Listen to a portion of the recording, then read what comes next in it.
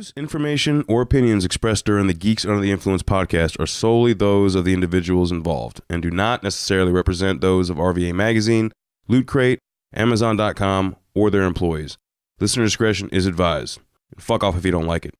The thing that I thought was really funny about Adult Swim is that Futurama got canceled. Started going on reruns on Adult Swim and then went off Adult Swim after the contract expired, and they immediately restarted Futurama again. Same thing happened with Family Guy, who's now replaced The Simpsons basically as far as ridiculous adult animation. And now it just won't go away like The Simpsons was about 5 basically, years ago. yeah. We're begging for it to die again. But all of that was thanks to Adult Swim kind of being there, being like, no, you guys really need to give a second look to this weird football-shaped baby that wants to take over the world. Yeah, no shit. But in addition, they had a lot of original programming, which we talked about a little bit on the Hanna-Barbera episode, that a lot of the Hanna-Barbera crew came in and started Adult Swim. But the difference is, it was so much more irreverent than anything going on in animation at the time. I mean, even more than The Simpsons. They were just getting dark. And especially Robot Chicken, the style right there, right? I was going to say with C-Lab, those generic characters saying the fucked up shit they did. You were like, is this allowed? It's after midnight, so we're good to go. Yeah. But, yeah. I mean, I did mean the topic, but I also meant just how stylized Robot Chicken was. Yeah. Just that stop motion, not claymation, but the closest you're going to get to 2000s, technology. So, I don't know what they used to create that. Watching the Robot Chicken, the DVDs that came out, they have the special features and all that shit, and occasionally I actually watch that shit. And there was an interview with Seth Green about how Robot Chicken came to be, and it actually started as this project that Sony came to him with. It was hey, we got this idea, could you do a thing? And he did, and then someone was like, we're kind of done putting money into this. And Adult Swim, or more precisely Ted Turner, was like, fuck yeah, I got money, and just started shelling out money for this. And has been ever fucking since. I just want to see the meeting that Seth Green took with Ted Turner where he was like, bend over, put down your pants, and then he took a wad of cash and just threw it against Seth Green's ass. His bare ass. That is historically accurate, yes. It's like, you work for me now. You're my pretty boy. Okay. And then you got a pretty mouth. Yelled, I'm Captain Planet, and jumped out the fucking window. Ted Turner, as he's walking out of the room, I loved you in Airborne. And just walks out the door.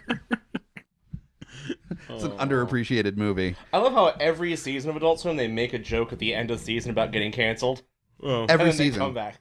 There was one season where they went on a murderous rampage and they ended up killing each other, and they were like, R.I.P. Robot Chicken. Every season they do some bizarre shit. Well, then at one point they had to ask Joss Whedon for money. That was one. Nice. They asked Joss Whedon for money to back when Joss Whedon was making money, when he was the king of Marvel, probably. Say that's that Marvel money. So. Yeah, that sweet, sweet Marvel money.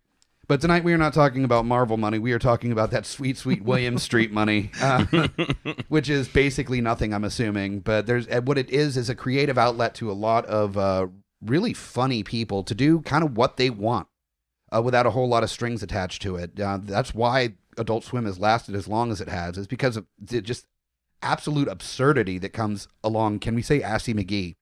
Yeah. That's just you want an asshole, a literal asshole that's a detective that farts out of his mouth and talks out of his mouth. Brilliant. Cool, done. Brilliant. Go. Yes. Make it. Let's do this. Yes. Yeah. That's a show. Talking Milkshake was on TV for 11 seasons. Yes. 11 seasons.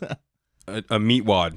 Just literally a meat wad. Wad of meat. A wad of hamburger just rolling around. And collecting hairs. Back to the sweet, sweet William Street money or lack thereof. Apparently the guy that was the voice of Frylock still has a GoFundMe up because he needs money to move. He makes literally fucking nothing on royalties. He needs money to keep up that sweet, sweet Doctor Strange goatee that he had in the show. Screwed. Somebody needs to should have actually negotiated his contracts. Fuck, man. Yeah, no Apparently shit. he never negotiated a contract. 11 seasons. And, he gets nothing from any of the DVDs or toys. That's or rough. merch. Oh, that sucks. He needs to make some con appearances and just be Well, that's what Right? he does. That's Yeah. how he pays bills. But apparently, well, he some had to East move. Coast ones because I haven't seen that motherfucker over on this Yeah, side. He lives in really. Atlanta. He's down in Atlanta. That's even worse. So he then. does just Dragon Yeah, Con. exactly. That's Yeah, Right? fuck Virginia. It's once a year he gets to have sex with a 22-year-old fangirl, and then he's like, I mean, that's kind of like money. And then That's good bragging rights though. Yeah. Saying you fucked Frylock. I mean, come on. I'm gonna go back and live in my Every cardboard girl's box. dream. Yeah. Yeah. 80-year-old. And one last thing, I fucked Frylock when I was 30-something. Got to scissor his back jewel. All right. So tonight what we are talking about is Adult Swim. Thank you guys so much for listening to another amazing episode of Geeks Under the Influence, obviously. Episode 115. Welcome.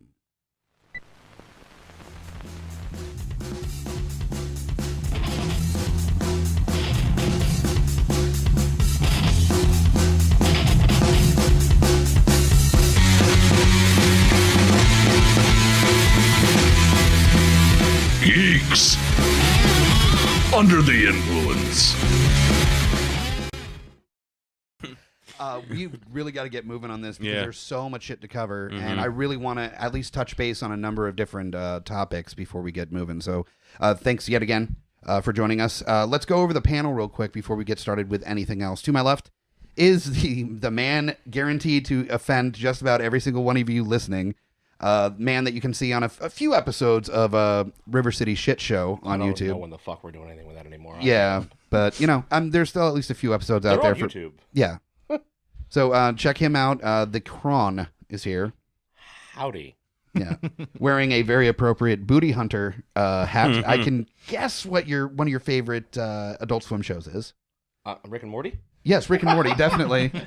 Definitely, but also Squidbillies. I mean, obviously. I did put my sweet Unknown Henson shirt on there, too. That is sweet. You've gotten to see Unknown Henson in concert, correct? And met him several times. Yeah, and he looks like a character from that show. So, apparently, here's the funny part. My primary care physician, who's out in the west end of town, is actually probably close personal friends with him and has known him for several years. So he's like his weed dealer or something? Like I don't he might be his pill guy or something, but like he's known him like for years. I found like the weird rock and roll doctor. He also used to work for Vince McMahon. Oh, good. I don't know. He writes me scripts for my blood pressure drugs and doesn't ask a lot of questions. And my insurance. That's the best kind. He takes my insurance. Hey, that works. Next up on the panel is a first-timer on Geeks Under the Influence. Miss Charlotte's here.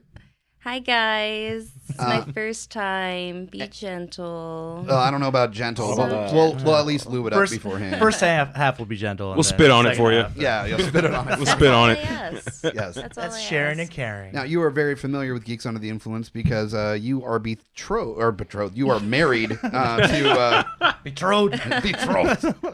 You are married to the Fuck You Hunter. I am. And this podcast definitely takes up a lot of our relationship time. So I'm very, very familiar with it. Okay. Very supportive. Good.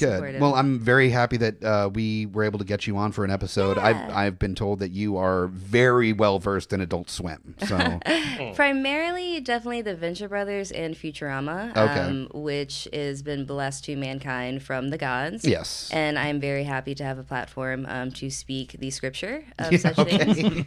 So I'm happy to be here. Go Team Venture. Go Team Venture! Yeah, does that make Doc Amber like God? So. Of course. That's right. Well, isn't like David Bowie in that show as some Yes. variety of a deity or some shit? Oh, yeah. Basic, a demigod, if any, at least a demigod in that show. There's that guy that looks like Depeche Mode. Next up is the aforementioned Fuck You Hunter. What's up? Here yet again. I know your knowledge base is solid on Adult Swim, so I'm very happy to have you on here for this. To the point, when I opened my last loot crate and was rewarded with the greatest statue that they've done so far, I had to just kind of text and message everybody and be like, fucking loot crate knocked it out of the park. Out of the park. Because that is the greatest fucking thing ever. What I love is it came in packaging that it was like, not appropriate for kids or something. I thought that was a little weird. And I was like, is like Rick gonna have his dick hanging out? Like what's happening here? And then it comes out and he's just middle fingering. I'm like, that's still great. I mean, that means peace among worlds. I feel better about that than his dick hanging out. But yeah, I made sure to put it on my fireplace mantle, so as soon as you come into my house, Rick's there to center greet of you. the mantle. Were you disappointed you didn't get a pickle, Rick? No, I'm actually good with this. I went to Picklesburg in Pittsburgh a couple weekends ago, so I got my fill of pickles. Are you filled up with pickles? I'm filled with pickles, yes. Let's leave that alone. Next up is is my right-hand man. Man that helps me get this going every single week. One that's actually been tackling the calendar recently, which has been, it's a lot. Yeah. Mr. Lowdown Brown MacGyver is here. What's up, guys? You're also a big fan of Adult Swim. What's your go-to? My go-to? Yeah. Big fan of Robot Chicken. I love reruns of Metalocalypse. Yes, obviously, sir. 'cause, Yes. I mean, I think that's one of the ones that like first drew my attention, and then you kind of just stayed on, just stayed there for the rest of the shows. Aquatween was a big one. Aquatween. Aquatween. Oh, the Yeah. tweens. That's the Disney version. Yeah. Yeah. That's the Disney XD channel, Aquatine Hunger Force. Yeah. Hey, didn't it have Anne Hathaway in it? Yeah. Yeah, definitely. But Aquatine's a big one. Nice. Yeah, I really love that one. Yeah, they had what is it? Natural Pussy, I think, did some stuff on their soundtrack for their movie. Remember the movie that came out for Aquatine Hunger So Force? did Unearth. So did Macedon. Oh, Yes. that's right, Mastodon. It had a Mastodon, beast yeah. fucking soundtrack when Yeah. it came to metal. Yeah. Oh, and Squidbillies. That show's just fucking Oh, yeah. ridiculous. Real Yeah. quick, I really wish the intro they have in that movie we could play as the policy for all of the movies in my theater, because that intro is fucking amazing. Oh, yes. Where Yeah. they're talking about how to behave in the theater or Oh, something. Yeah. if I ever open a theater, that's what's going on. You're just before the gonna movie. buy that reel and just yeah, run it. just run it. That's the only time I've ever paid attention to such message. Yeah. Yeah. I typically ignore it in the theater, but this one caught my attention. Well, yeah, because there's like an anime. I think it was Natural Pussy that did that, right? Yeah. That just like, shut the fuck up. Shut the fuck up. I love that it's like, take the seed outside, like talking about the baby. God You damn have it. to refer to a child as the seed. The seed. Take the yes. seed. Have you picked up the outside. seed from the babysitter? Like, Oh, and last but not least, the guy who actually started this goddamn thing, yeah, For some reason. and keeps asking us to come back. He's like a masochist or something. Definitely. The Hobbit. Thank you. Yeah, no, definitely a masochist because I was just saying earlier before people showed up, it's like, so we're doing this again, I guess? Yeah. Okay, the 115th time. Mm-hmm. Hopefully damn. we'll get it right at some point. So thank you guys for joining us. You can find me on Twitter at Mike Bickett or follow the Geeks Under the Influence Twitter at GUI Podcast RVA. All of our other social media stuff and articles by panelists and friends of the show, listings of all our new episodes, both the video and audio versions, all sorts of stuff you can find at GUIPodcast.com. So definitely check it out, RSS it, and subscribe on iTunes, rate us, all that stuff. You know, the normal podcast thing that all the podcasts tell you to do. Do that for us, too. We have an app. Follow the instructions. Follow the normal, like, every podcast is like, please like us. And then Yeah. you do it, and then they're happy. And all that. So. Dude, we just got a badass website. How the fuck, an app, really? We should have an app. He's all right, you write it. Yeah. You there create we the go. fucking app. That's your project. You think we need it? You get working on that shit, Actually, homeboy. no, I don't want him involved. With Hey, he is an IT guy, so he could probably create It'll something. just pop up, hey, cracker. Yeah, right. Sup, motherfucker? You have notification. Which Surprise, would be motherfucker, fitting new though. podcast. That would be kind of fitting. That would be kind of fitting. So yeah, let's get into it. Really, the thing that we talked about a little bit on the Hanna-Barbera episode was that Hanna-Barbera really helped get Adult Swim off the ground. They reused a lot of animation from some of the Hanna-Barbera shows, and a lot of the talent from Hanna-Barbera actually came over into Adult Swim and started William Street. Cron, I know you talked a little bit about that on the Hanna-Barbera episode, but I did. do you got any more I mean, insight? nothing that we're not really going to get super already into on there, but I mean, they did reuse, and a lot of that comes from licensing, really. Starting off with Adult Swim, they started with, initially was, of course, Space Ghost Coast to Coast, Okay. which was initially formatted as using recycled animation to make a talk show, for lack of a better fucking word. It's Yeah. like a late night talk show. Mm-hmm. And then from there, they created the short, which was, I don't remember the name of it. It ended up becoming the pilot for Aquatine. Okay. It was something, Baffler Meal, that's what it was the short. It was called Baffler Meal. And it was the, like, rough sketches of the original designs for the characters for Aquatine, and that was a short on Space Ghost. Huh. Okay. Oh, And then shit. from there, Harvey Birdman Oh, I also do was remember on that. there. Yeah. Okay. Harvey Birdman was one of the, like, a guest character on their thing, and from there, they had a massive licensing library to old animation, but no budget for original shit. So they spent a bunch of time chopping shit up and recording new audio and just getting all their friends and weird nerds from Atlanta to help them do voiceovers for it. And that comes back to what we were talking about earlier, like the original voice for Frylock. The guy is broke as shit because he gets nothing now. He spent 11 years, doing Frylock, and he's done voices on every other Adult Swim show too, just about. like all the original ones, and he gets no royalties because nothing was thought to ever come from it. So like he has to have a GoFundMe to move. Well, there's a lot of that with any kind of like upstart thing that gets bigger than anyone expected. The record label that was it Pet Shop Boys came out of it. What was the band Pet Shop Boys were in before Pet Shop Boys? Fuck if I remember. I want to say Orbital, but that's not it. I don't remember. New Order. That's what it is. The record label they first signed up with gave complete control over the artists, and there wasn't actually a contract to keep them on the record label. So when they got big labels were like, here's money, and they were like, bye, and just left. Fuck you! Kind of same thing with William Street, I'm assuming, where it's just a bunch of fucking nerds that sat around and like played Legos and D&D and like made up dumb shit. And then so there wasn't really anything like ownership-wise for residuals or anything kind of figured out. So that's the unfortunate thing. Well, but that's the thing. From what I've read a lot in voiceover work in general is it's not unless you're like Frank fucking Welker or Billy West, you don't make money on it. Like you have to constantly work. Yeah. Because there's not a lot of money in it unless you already have a big name, and then people are like, oh yeah, we have to have that guy. But usually it's just some schmo like, hey, you want $50 to talk about like fart noises and sandwiches with sun-dried tomatoes? Yeah, okay. And Unknown Henson's like, yeah, no, I can do that. Yeah. I mean, it's like a public access show for fuck's sake. What the hell did he care? But some of those first shows are still some of the most like memorable shows that they had. I mean, Space Ghost Coast to Coast. I just gave and I think my sister didn't look at the T-shirt too well before she let my nephew have it. It says it's got Space Ghost on it. It says Space Ghost is fucking dead, but the FUC is like marked out. But still, probably a little too much for like what is he in eighth grade? I think he's maybe going into ninth grade. If he's going to ninth grade, he's fine. Ninth grade's fine. Yeah, ninth grade's fine. Yeah. Yeah. But taking a classic show that I remember watching reruns of when I was a little kid, and then putting it in this like drinking coffee at a desk like David fucking Letterman, with Brack and the whole crew just there hanging out was amazing. They got some good guests too. Yeah, that's what's crazy. Yeah. Like I'm trying to remember some of the guests they got. I do remember Jack Black was on there at one point. I remember Metallica was on there. Metallica was on there. Yep. I think they had Shatner at one point. Yeah, no, I think you're right. I think they did do Shatner. It was a lot of people were just baffled by the concept, so they spent like half their interview answering like really dumb shit inane questions. They're just like, why the fuck am I talking to a cartoon?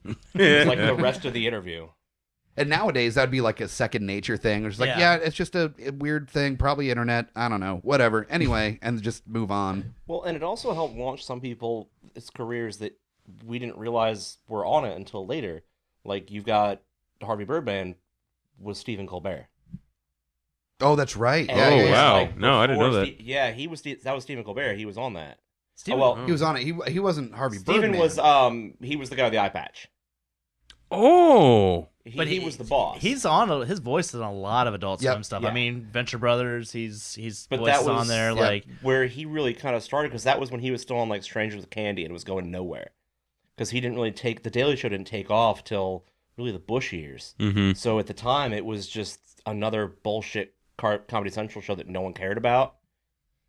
One of the things I do appreciate is just all these comedians, and I listen to a shitload of stand up and watching a ton of Adult Swim shows with Robot Chicken, Rick and Morty. There's always comedians' voices, Patton, David Cross, that you always pick up on, and like it's that little extra, like, hey, you want to come in and be the voice of whatever, and they're like, yeah. So I think that's pretty fucking badass. And especially with Robot Chicken, because I mean Seth Green knows so many people from working in like movies. He's like, hey, I know a guy. What are you doing today? And just has a guy come by and does a voice for fucking G.I. Joe. Well, example, they had Joss Whedon like guest voice just for like on episode on Robot Chicken as himself. Like there's that shit happens all the time. He's gotten Buffy. He gave Seth Green shit for bailing on Buffy. Yeah.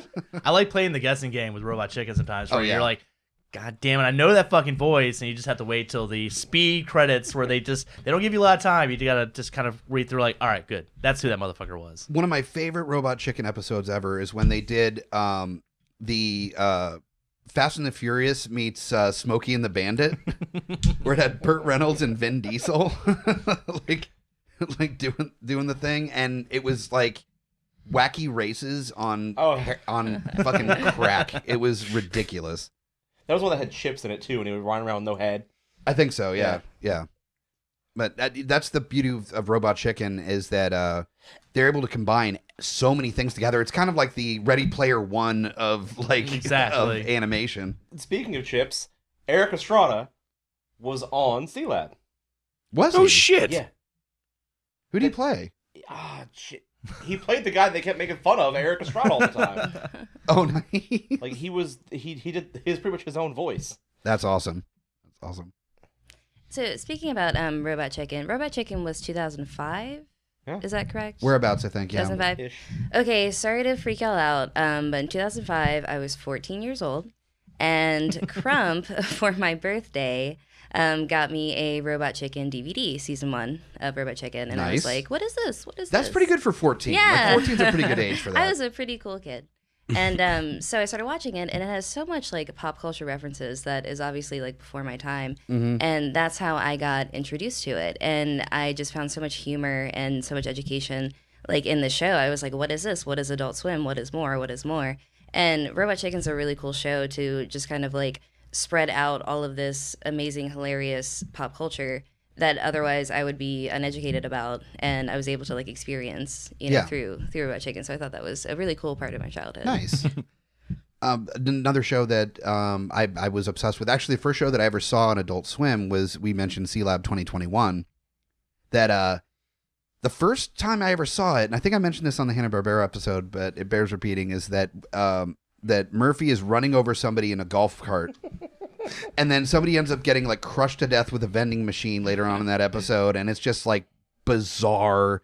And I came in halfway through the episode, and it was just people getting fucking murdered, like gratuitously murdered, or just like fucked with the entire episode. I'm like, I'm intrigued. This was around probably 2000. Okay. So it was right around the beginnings of Adult Swim, and it took me off guard. You don't expect to see that on Cartoon Network, even at midnight. No, what got me into Adult Swim is actually Family Guy. Like, I hadn't seen the first season of Family Guy, and then one of my roommates at the time, we'd get high as fuck, and he was like, "Do you watch this?" And I'm like, "Holy shit, what is this?" And like we'd all had seen The Simpsons at that point, but like at that time, Family Guy was a whole different level.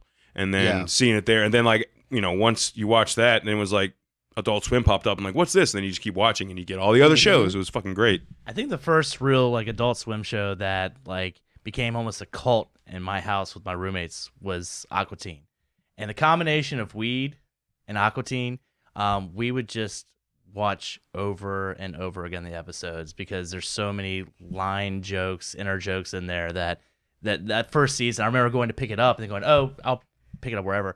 Bitch was sold out at like 5 different places, and I actually had to pick it up. Like I had to get a special order it. Nice. I was like, really? Which episode was better, Zach Wild or Danzig? Oh, the Danzig one. Yeah, Danzig. Goddamn blood. Goddamn pool. Centuries ago. All right.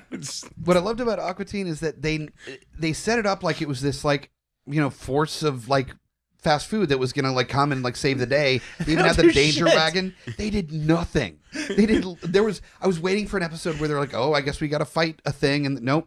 Like the first two, they like almost got to it, and they're like, "Nah, fuck it." Like Carl did more than they did. Yeah. Shitty, useless neighbor did more than they did. The difference is that he didn't need any instructions to know how to rock. So that's really the main difference there. Wiggity wiggity wah. To the break of dawn. The Foreigner Belt episode is oh god, I love it. Oh, that was I want that belt. Was that the first episode that had the Moonites in it? Or I think it was like maybe the first or the second. Yeah. Okay, yeah, it was gonna early say, on. Yeah. But that was the thing, is that these talking about weed, this was definitely like on at midnight, over the weekend, stoners were up eating Cheetos and watching Aqua Teen Hunger Force and C-Lab 2021. And speaking of the Moonanites, they caused a giant fucking bomb scare in Boston. Oh yeah, I remember that. Yeah. Promoting the movie. There's an episode that's like on the DVDs. It was like a lost episode. They made an episode to make fun of that whole thing, and then someone turned to was like, "We're not putting this on fucking TV. We just got out of a massive lawsuit. We ain't doing that." Yeah, fair enough. One of the things that you got to give credit to why it took off so fast and the popularity of it is also they were smart in the length. They gave you short bursts.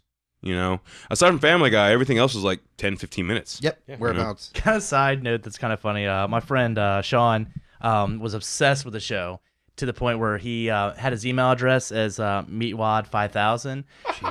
Now that's Really? fine. Hold on, that's fine till you're trying to hit on a girl and he says, "Hey, well, you should just email me sometime." And then says, "Yeah, my email is meatwad5000." You know what's not gonna make a girl Please tell me to feel put that on a safe? resume. Yeah. Can we let the audience know who Sean is? You mean Kyle's bro? Yeah.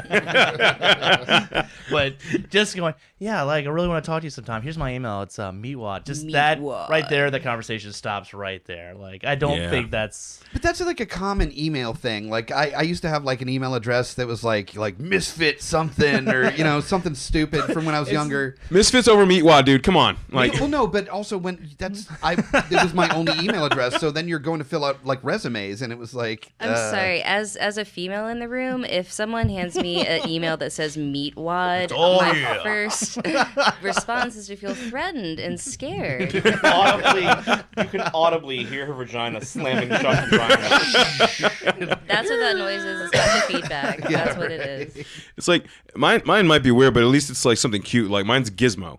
So like you get that to a girl, it's like, oh, Gizmo, because it's fucking Gizmo, man. Yeah. Like he's adorable. Fucking I mean, Meatwad. To be fair, speaking of having embarrassingly awful email addresses later, I actually had an Optimus Prime email address before Clerks 2 came out. Of course you did. Before Clerks 2 course you came did. out. I no longer use it, but I had it. I like that you said it like it was a brag. Like I understand this is a geek show and like these are your people, but even them were like, dude. Before it was done, ironically, it was like, oh, this is a good idea. I was like, I watched it, but it was like, I'm not using that anymore. This was a bad idea. Optimus Prime 02 at hotmail.com. Yeah. Nope, delete. One day I'm gonna like email Optimus Prime 1 on Hotmail just to see if the dude's still using it and be like, Hey, dude, asshole. like you got prime real estate there. You want to sell your email address? So the first show that I actually got obsessed with though, I love C-Lab and Space Coast to Coast, but the ones that the minute that the season was over and they came out on DVD, I would buy the seasons, was Metalocalypse. Metalocalypse was a game changer for me. And partially because the animation was a lot better than a lot of the shows that were coming out. And So I'm really not that into metal. Sorry, guys, not really into metal. But I adored that show. I thought it was a really, at least accurate representation of metalheads, and I thought it was hilarious. I thought it was great. And not only was it a show that, like I said Metalocalypse, that really drew you in, but the fact that you could go see a band that was Metalocalypse, Yeah. Deathlock, like you could go physically see the band. Yeah, it was fucking great. if people listening aren't aware, Death Clock toured. Repeatedly. The band from Metalocalypse toured repeatedly with Brendan Smalls, who and Tommy Blancha, I think, who were the primary creators, and they got people from like Strapping Young Lad and like some like legit metal bands. Was that Steve Townsend? Townsend from Strapping Young Lad? Yeah, I think so. Okay. Yeah, I think so. Wow. But they took them out on tour, and the thing that worked with Metalocalypse is that the band was actually good. The music was actually good. Music was awesome. Sorry, correction, guys. It's Devin Townsend. I don't know where I got Steve Townsend from, but whatever. The Who. You're fired. Ah. You're fired. Yeah, there you go. Well, and on that note of Adult Swim starting music, I mean, before any of that, we had MC Chris. Oh, yeah. Yeah. There we Hesh go. Wants Sex from fucking C-Lab. And then at around the same time, they were, doing the Deathlock thing, which Brendan Smalls wouldn't even had Deathlock and weren't for how well Home Movies did in reruns. Home Movies was great. Which was the entirety of why they're like, hey, do you want to make your own show? And he's like, I got an idea. And then after that worked so well, they went and dug up this weird redneck from North Carolina. And that's how we got Squidbillies. Squidbillies, yeah. But yeah, let's talk about MC. A lot of people, this is a deep cut podcast anyway. So There you people go. listening are, I'm almost certain, familiar at least a little bit with MC Chris. I should hope so. And No shit. He was just in Richmond. he was, just in Richmond. He played the VA Comic-Con. Yep. Yeah, After Jesse party. went? I'm sure Jesse went. probably. But I got to, last time I saw MC Chris was at the Barbecue Mm-hmm. Yeah, that was a blast. He played way too early, though. I feel He like he did. would have had a way better crowd if they'd have given him a later time He slot. Yeah. plays True. Strange Matter a lot too. Yeah, he does. But he's definitely like deep in the wool nerd, and his music is hilarious and is really a perfect fit for Adult Swim. Yeah. He went on later to voice several different iterations of the same rapper in Aqua Teen Hunger Force. MCP Pants. That's right. What were some of the other ones? I can't remember. Oh, no, that's all I remember from Aqua Teen was MCP Pants. Yeah, the cow, There's the cow, the spider, I remember the spider. vampire. the I vampire. remember the spider. Yeah.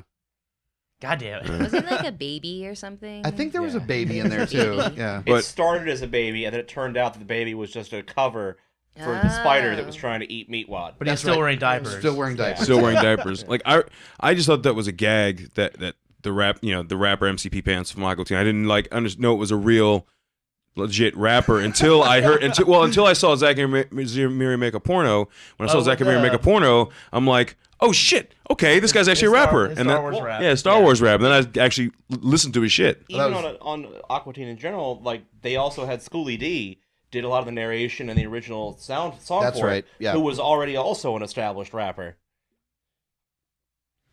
It's amazing. Didn't know that. Yeah. Yep. Like every time I'm like PMSing and I tell Hunter I really want candy, I cannot say that statement without the entire song being sung by one. Bubblegum or both and of taffy. us. I want candy.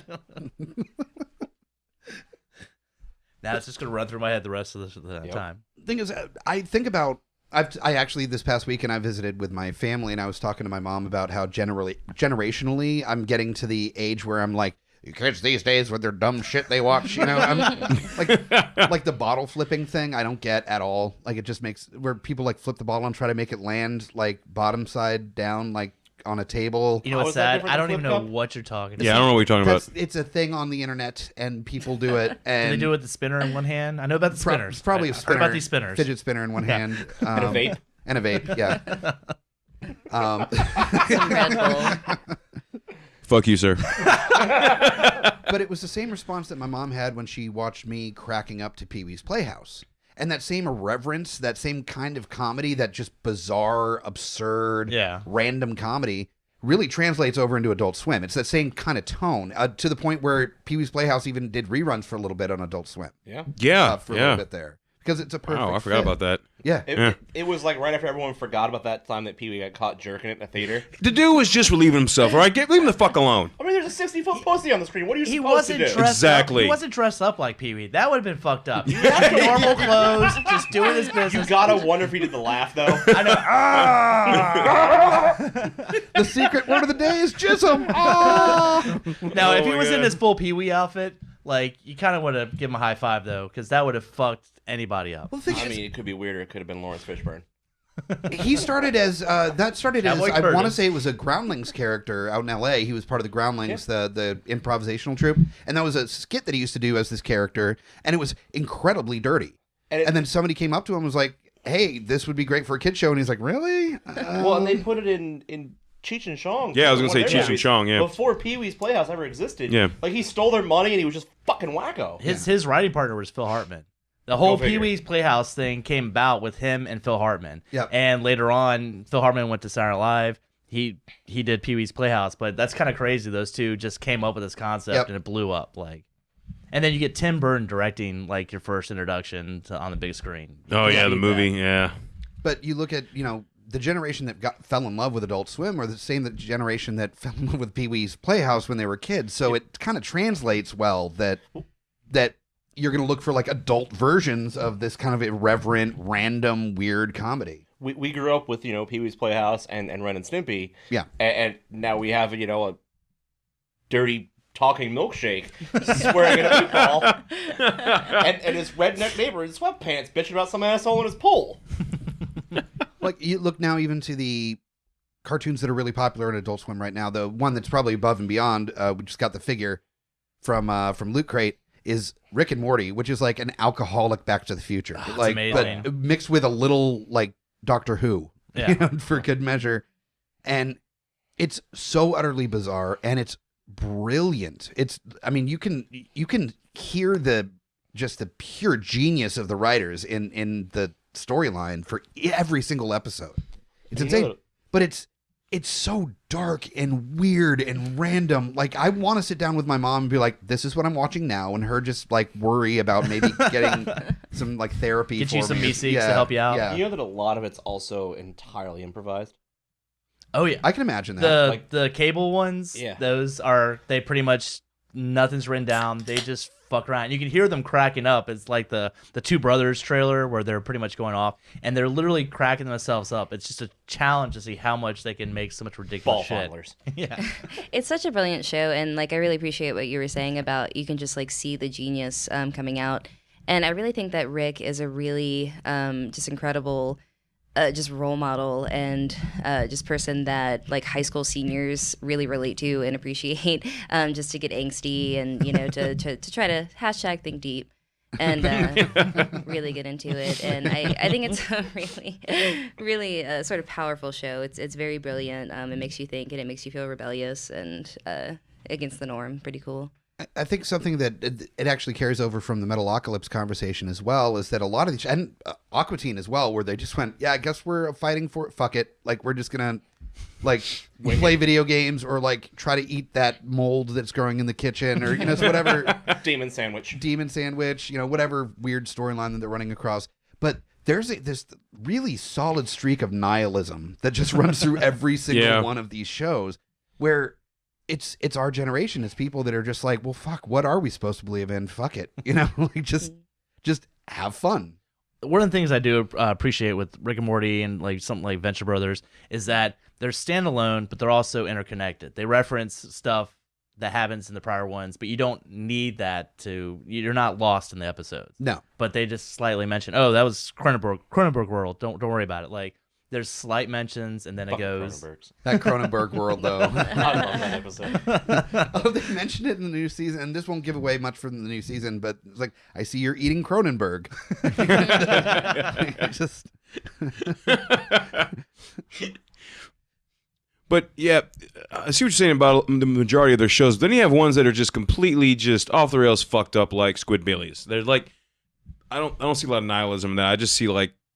I don't know, like just the largest stereotype of redneck ever. That's pretty much what the show is. I think though too, this show, these people are in the heart of Georgia, which is not exactly known for its small redneck population. In fact, quite the opposite. Yeah. So you gotta wonder how often they've just like wandered off the wrong road out of town, but like, what the shit is going on here? Exactly. I've actually never seen Squidbillies. Really? So I'm so sorry. So I'm curious, do you think it's an accurate representation of that culture or of the rednecks in Georgia? Aside from being squids. I mean, satire maybe. I mean, yeah. I don't know about the rednecks of Georgia, but I mean, there's some folks in Virginia that are kind of like that. I would say that it's definitely really pushing that stereotype to its absolute end.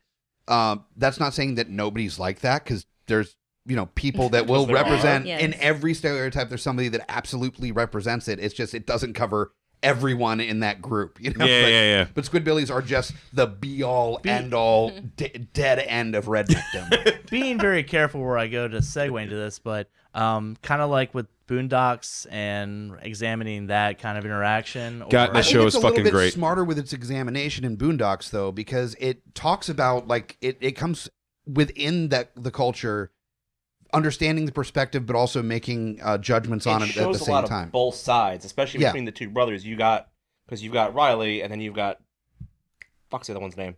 I forgot the name. Huey, that's it. Huey. Yeah. You have Riley. I knew it was something I should have remembered. And then you've got Granddad, who you've got various different points of all those stereotypes at once.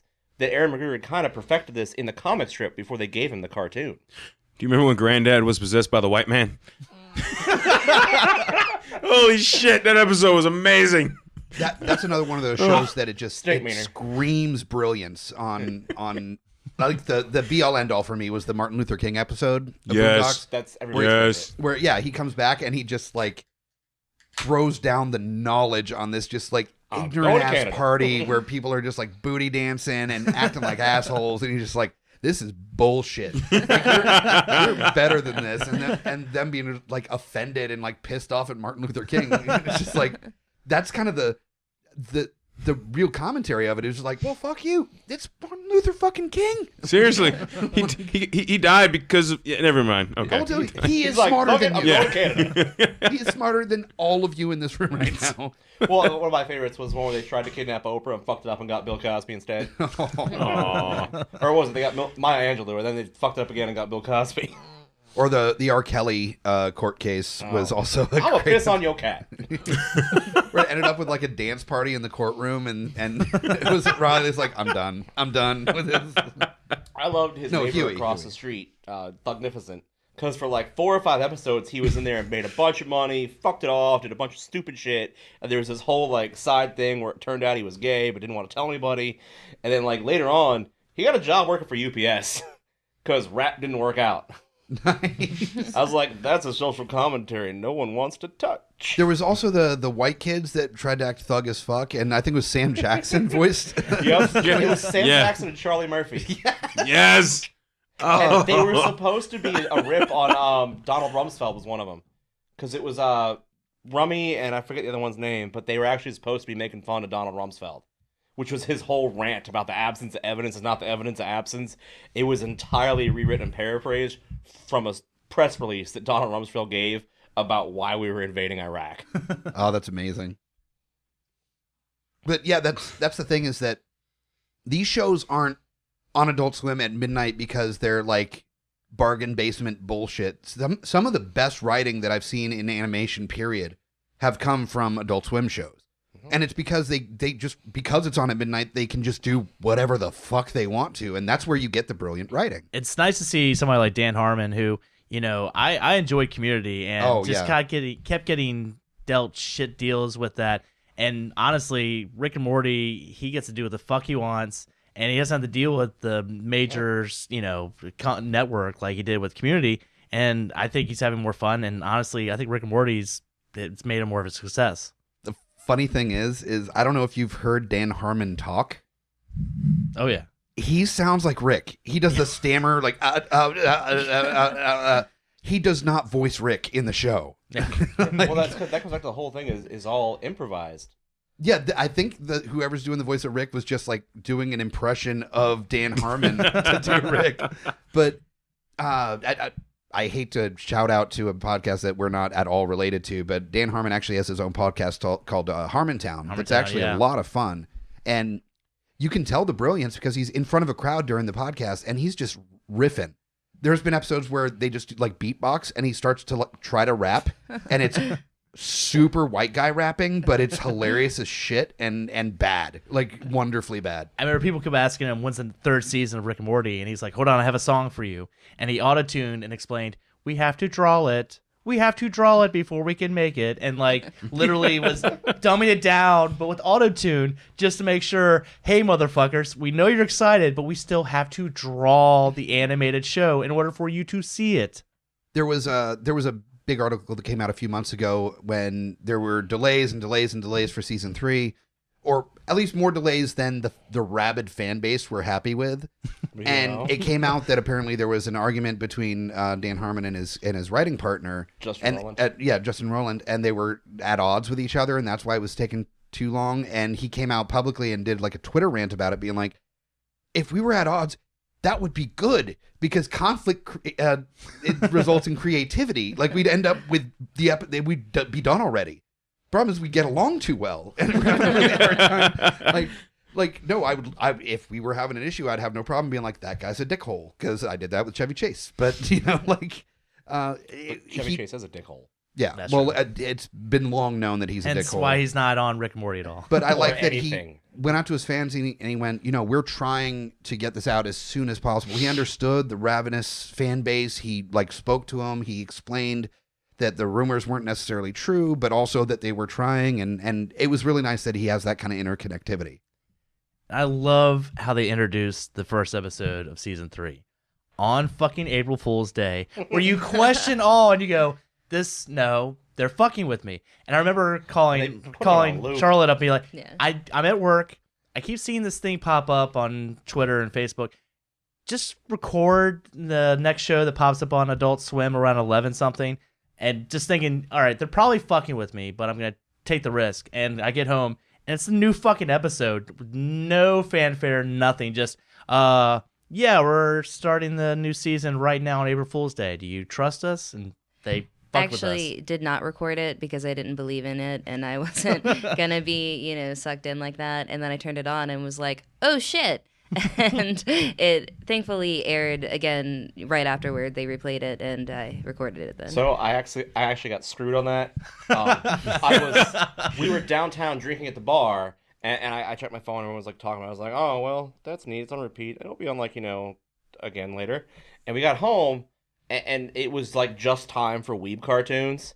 So I caught like the last 5 minutes of it. I was like, oh, but it's on repeat. Everyone says it's on repeat all night. Fuck it, I'll just wait till it comes around again. Then I got like some shitty cartoon about like kids with headbands and swords, and I was like, fuck. Anime? Yeah. So I went directly to the torrent shit. That's called Naruto. That's shit. Naruto! When I was a kid, anime wasn't shit. Oh, there was plenty of shit back then, and there's plenty of shit now. You just gotta kind of weed through the shit to find the good stuff. Speaking of shit, can we talk about the awful that is fucking Tim and Eric? We can. And You know what? Renegade Angel. I want to hold on to that for the second half of the podcast, which we're actually right at the break. So that's a perfect time for us to take a break, talk about some trivia coming up in the near future, and when we're back, we're gonna talk about what we are drinking and maybe doing a drunken scene as well as talking about Tim and Eric. And Xavier Renegade Angel. Oh my God! Yes, no, we're definitely going to talk. We haven't thought about Mr. Pickles yet either. Oh yeah. I also want to talk about Lucy, daughter of the devil, and Yes. Moral Oral. All right, more on that after the break. Stay tuned. This is Mike the Hobbit, direct from Fallout on a trivia night, telling you to come here every first and third Monday for trivia between 8 and 10, 25-cent wings, drink specials, prizes, and tons of really inappropriate trivia. It's a lot of fun. Do you guys agree?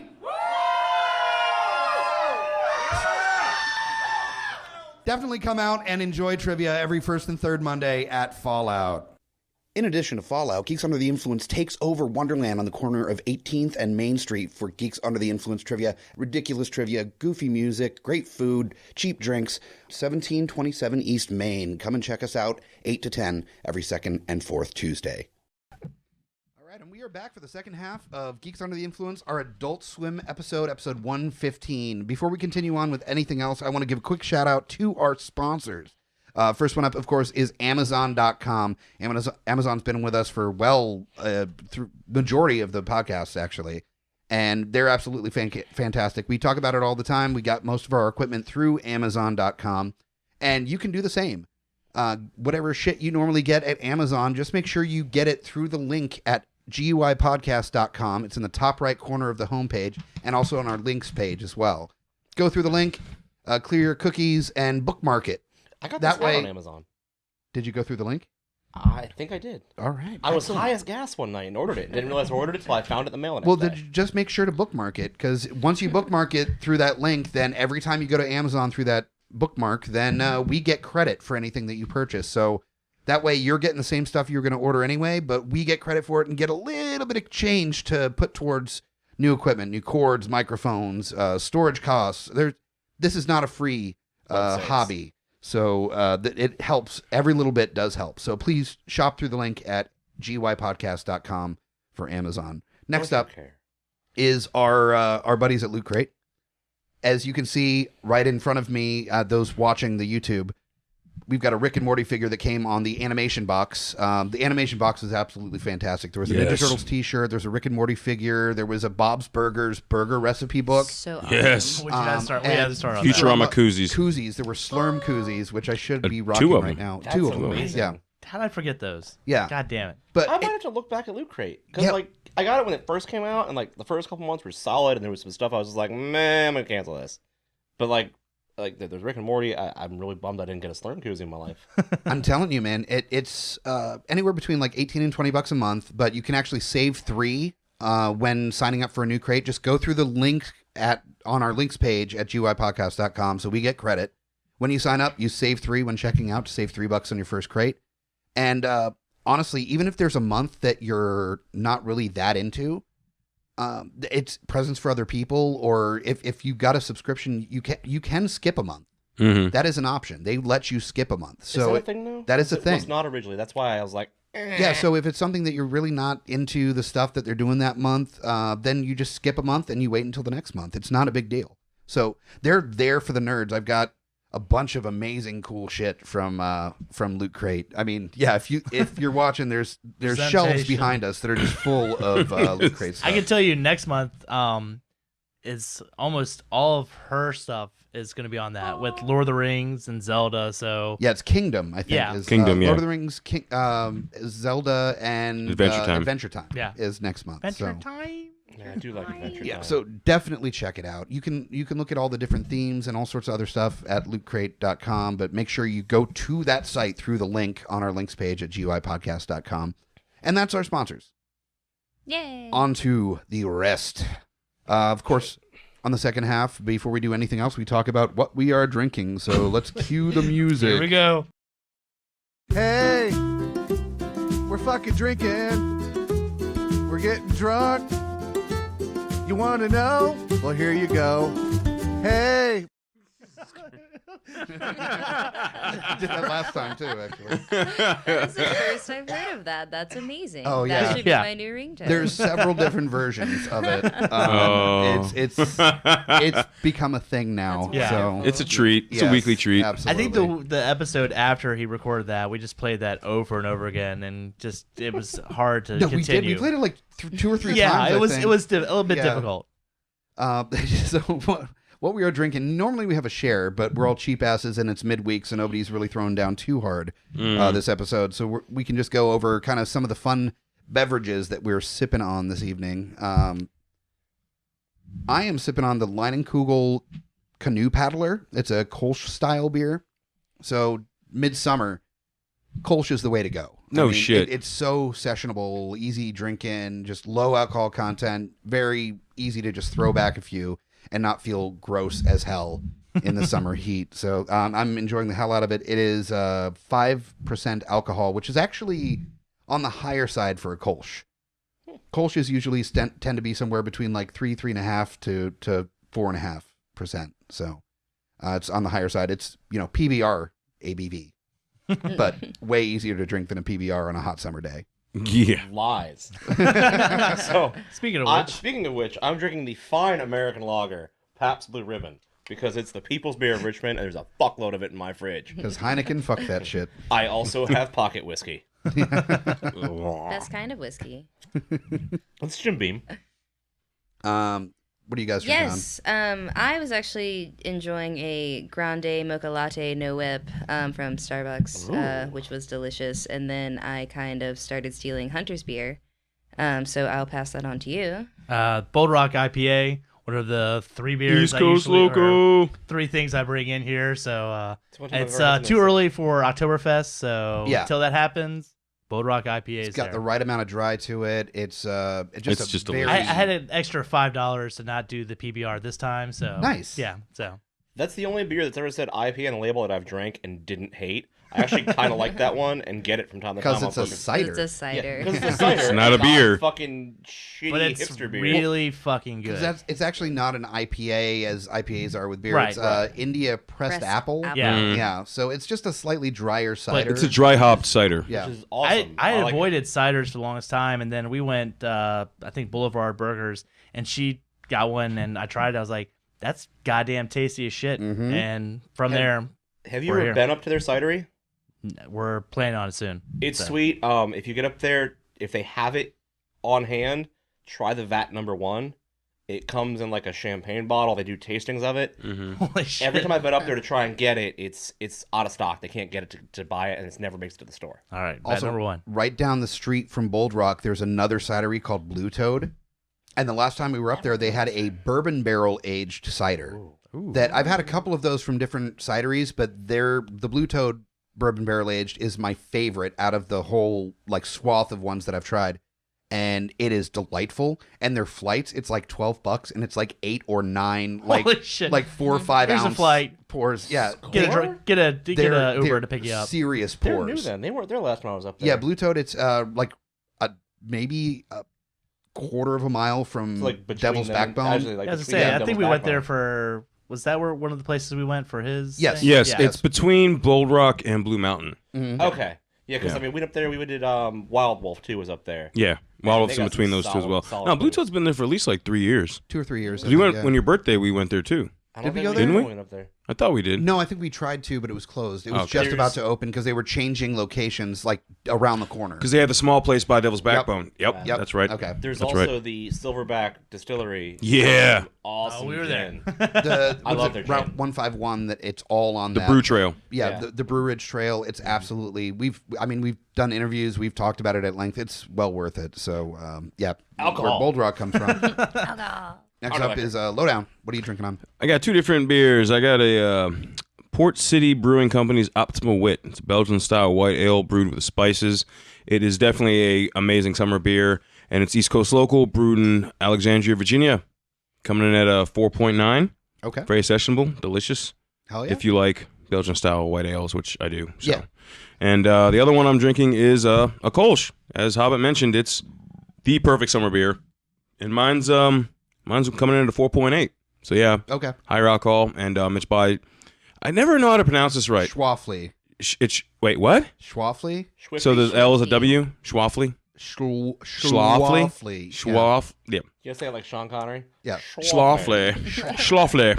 It's the St. Louis Brewery. It's St. Louis, Missouri. I don't think I've had a bad beer from them, honestly. Yeah, they make really good They beer. consistently kick ass. And you know what? Their pumpkin ale is already in fucking the beginning of August. Really?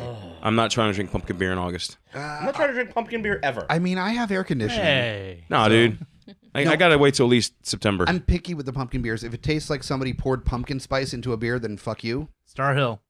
Yeah. But if it tastes like pumpkin pie, if it tastes like there's actual pumpkin in the beer, then yes, Godspeed. My number one is Aleworks out of Williamsburg. Their Pumpkin Road is fucking amazing.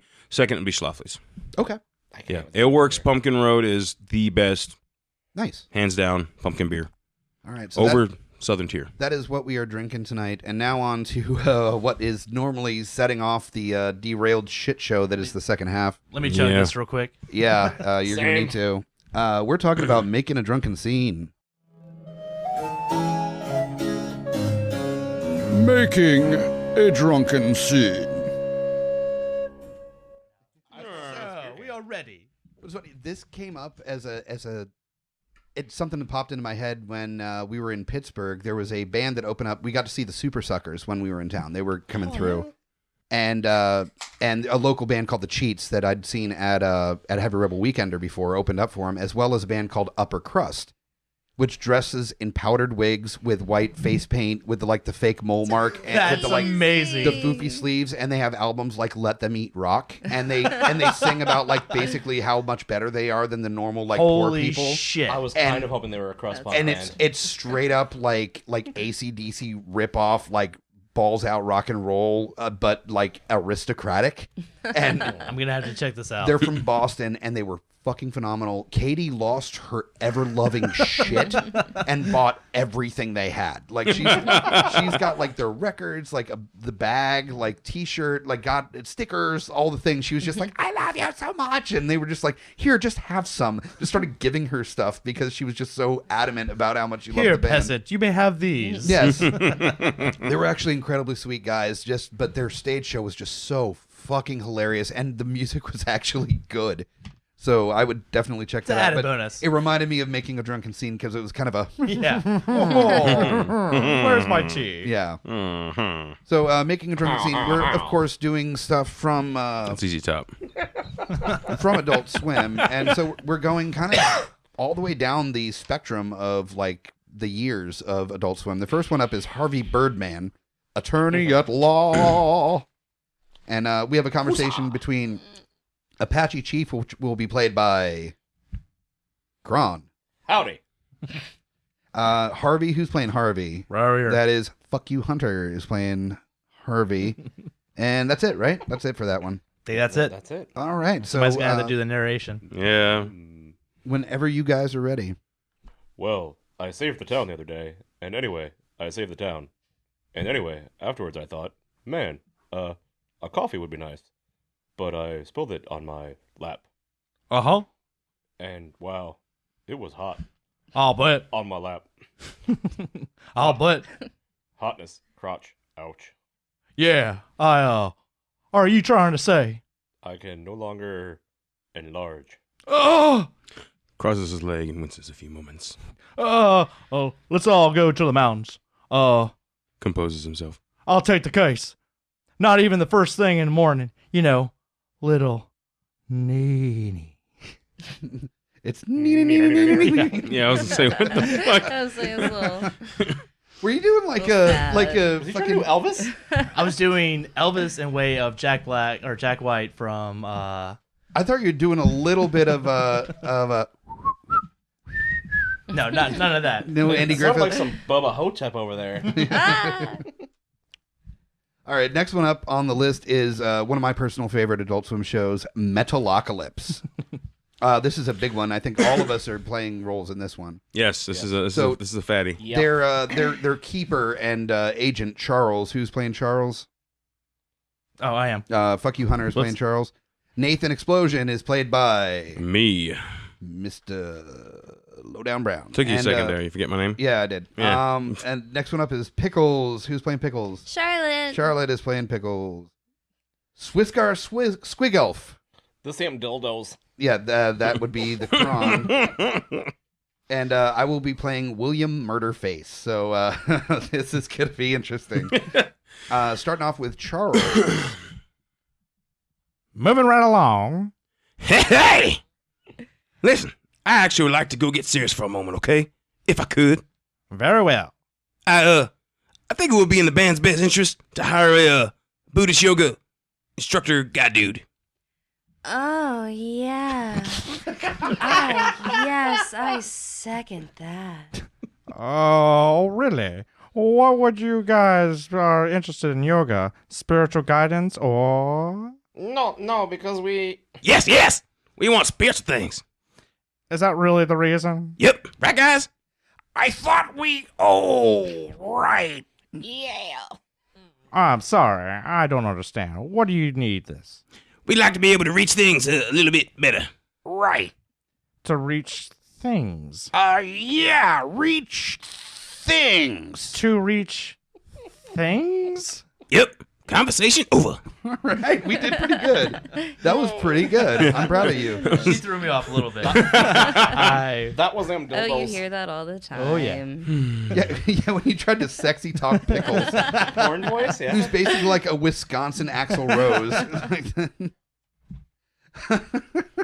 Okay. Next one up Oh, I is heard her go to karaoke and do that. the new darling of Adult Swim in its third season that just released recently. And if you have not seen this series, I would thoroughly suggest starting from the beginning and binging the ever-living fuck out of it. Where can you do that at? Hulu, actually. The first two seasons are available on Hulu. The new episodes are not available on Hulu. But they're on BitTorrent. We do not endorse BitTorrent because that would be a legal or nightmare. Awesome Wife that got you both seasons for Christmas. Or so that you works just as well. marathon the fuck out of it. That's right. right. Yeah, There's but, also Pickle Rick. Pickle Rick! But yeah, the new season just started. I think it's on its third episode. So I would say very quickly hit Hulu or buy the Blu-rays through the link on Amazon through the link at GUIPodcast.com. Ba-doom. I think you can actually buy the new episodes from Adult Swim directly online. If they're not like on DVD yet. I think they should probably just wait until it comes out on Blu-ray and buy it at Amazon. Amazon.com through the link at GUIPodcast.com. Through the link. Through the link. Both. I am shameless and I don't give a fuck. Next up is Rick and Morty. Morty will be played by... Who's playing Morty? I don't know. I'm Rick. I'm Summer. Oh, I'm playing Morty. Okay. Get I'm together. Mr. Poopy Butthole. I'm sorry, this low alcohol voice is Shit's really fucking getting you in my up, head. man. Yeah. So I'm playing Morty. Fuck You Hunter is playing Rick, and Jerry. Who's playing Jerry? Hey. That is Lowdown Brown. And Summer. Charlotte. Charlotte is Jasmine playing Summer. And Mr. Poopy Butthole is Mr. Cron is playing that. So All right. Who's doing the That's me. narration? All right. Rick shoots Uncle Steve in the head with his laser gun. Everyone freaks out. what the hell, Rick? What the hell? Would everybody just relax for a second? There's such a thing as Uncle Stevie. This is an alien. Parasite. Steve's body morphs into a horrifying-looking alien, spraying magenta enzymes out of his mouth tentacles at Jerry. Summer and Beth gasp. Jerry? That's you. That's me. Damn Jerry's. But I've known him my whole life. Oh, God damn it. No, you haven't, Jerry.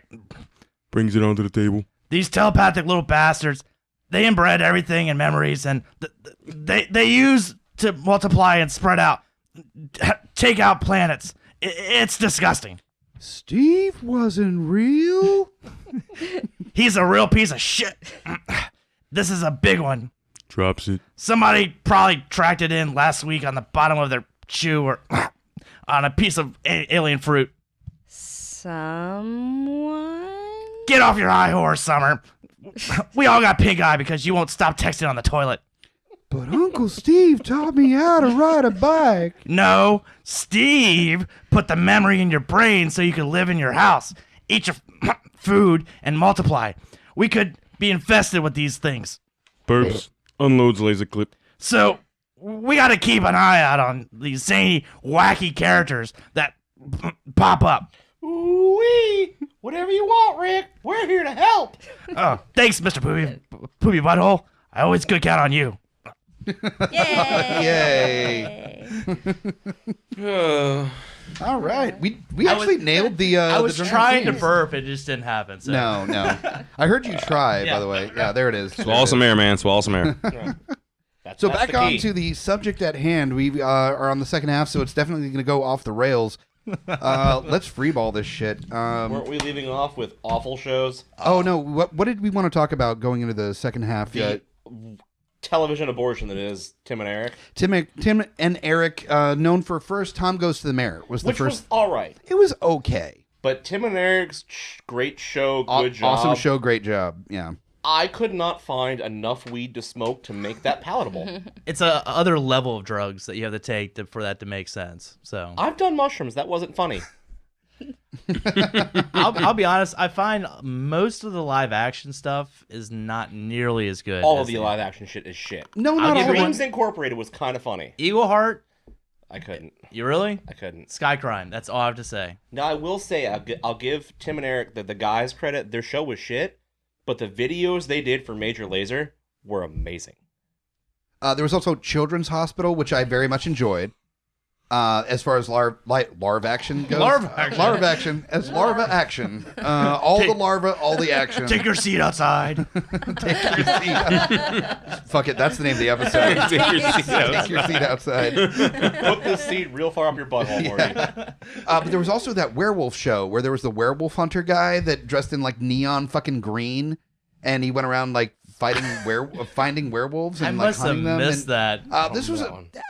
year or two ago, I think it came Okay. out, and it was so unbelievably fucking like abysmal bad, like horror action grade Z that it on purpose that it was wonderful. I enjoyed it thoroughly. Who remembers the acid trip that was Xavier Renegade Angel? Oh, that weird fucking like backwards machinima. leg having motherfuckers, Yeah. CGI, 1990s mainframe entertainment garbage. It's like they got the character from Lawnmower Man, the and made him computer animate a TV show, and that's what that was. It was In his own special way, huh? yeah. It was Yeah. terrible. It was something to be said for that. I mean, I just find the live action just doesn't hold up. Like, it's weird for the sake of being weird, but for some reason they just don't carry on like Aqua Teen and some of the other Do stuff. you know which one I do like, though? And I forget what it's called, because I'm usually half asleep or high when it comes on. The Hell That's one. that's their target audience. The one that's in Hell. What's the one in Hell? God damn it. I don't know. You know what I'm talking about? Your pretty ass is going, or your pretty face is going to hell. That's what it is. I don't know if I've seen that I don't think I've seen that one. It's like Hell as a corporation. one. And like, I forget who plays the devil, but he's kind of a dick. Okay. 'Cause he's the devil. And like, all the demons are like corporate douchebags in cubicles and polo shirts. And they have to do like really stupid tasks to take over the living world. I don't really watch a lot of the live action shows on Adult Swim, but it reminds me of like freshman year of high school improv group where the kids are just trying way too hard just to be as weird as possible, and it's really not palatable. Yep. Like they go overboard almost. Too much edgelord.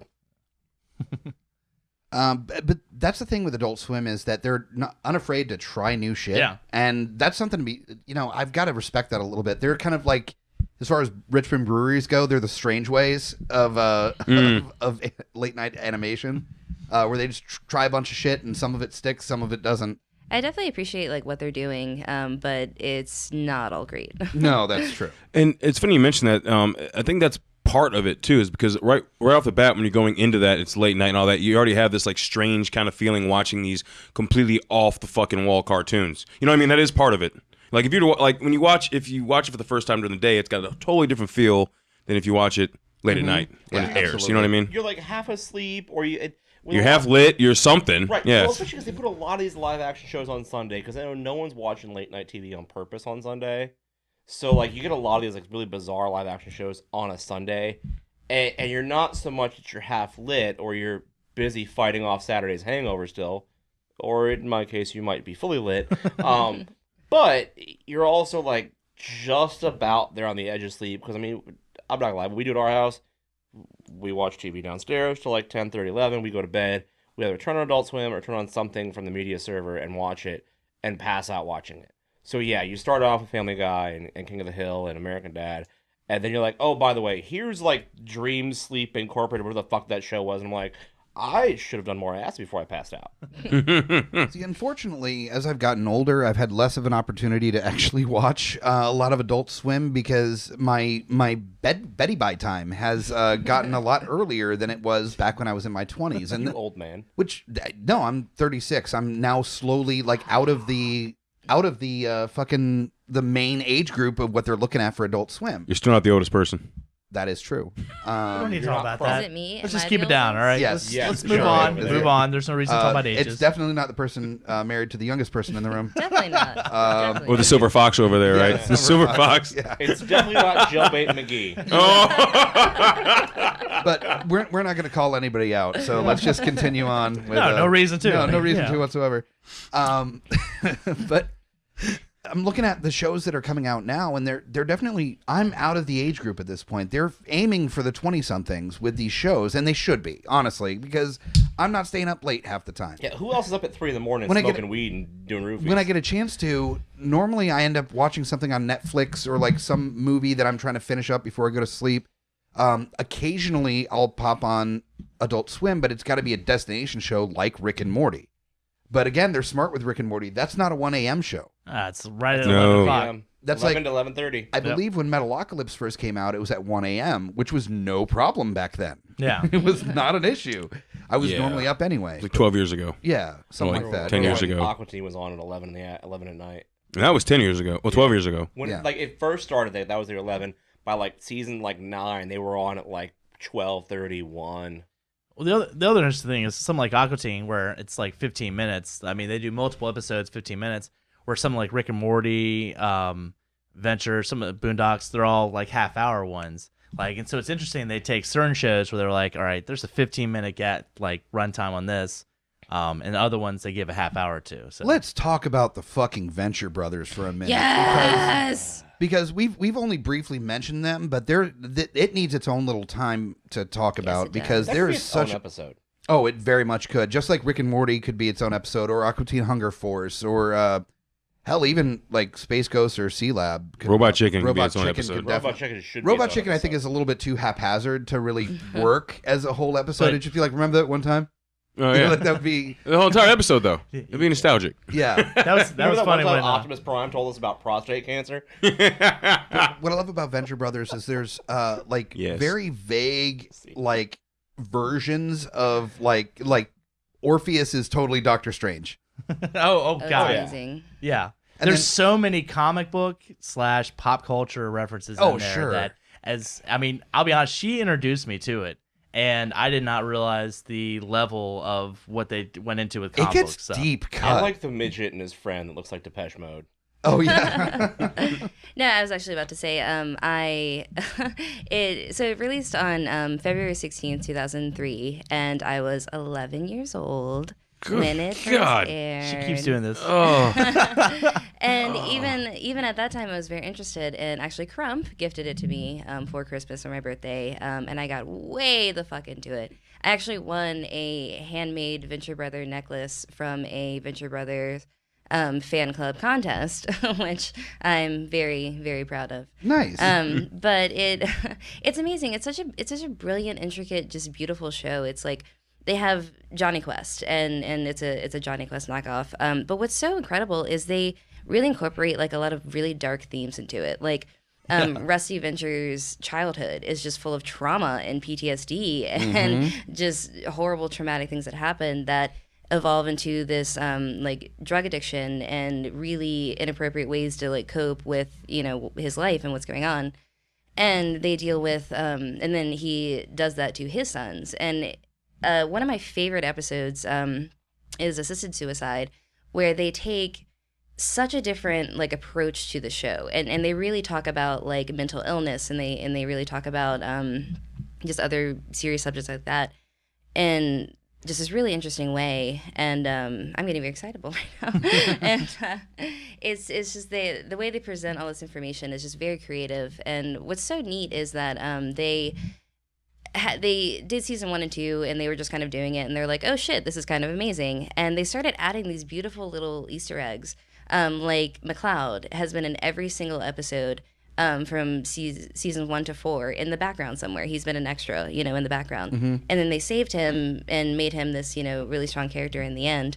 So everything's just so brilliantly woven together in such a wonderful spectrum. It's a really great show. Yeah, rewatching it, you pick up on so much shit from that first time. Well, speaking about laying the groundwork that pays off in later seasons is one thing that I never really even considered because it was a fucking cartoon, but then they pulled it into the storyline later on, was that Hank and Dean have been like killed the fuck out of like oh god so many times. Yeah. And when they made the big reveal that they're just clones and they've been cloning them like forever, just creating new versions of them every time that they fuck up and die, it was such a brilliant move. That first episode of the second season where they show literally every way they fucking died. Running and they with just, scissors. Yeah, just running with scissors. Literally shit like that. Like they show them in their beds, and it's like Gas, the silent killer. Like they just killed him all these fucking different ways. Because I remember she had already been through 5 seasons. I'm catching up. I watched the first season. I get to the end of the first season. I'm like, holy fuck! Like what happens to them? And she's like, just wait. And then you get to that first season episode in the second season, and you're like, it all makes sense now.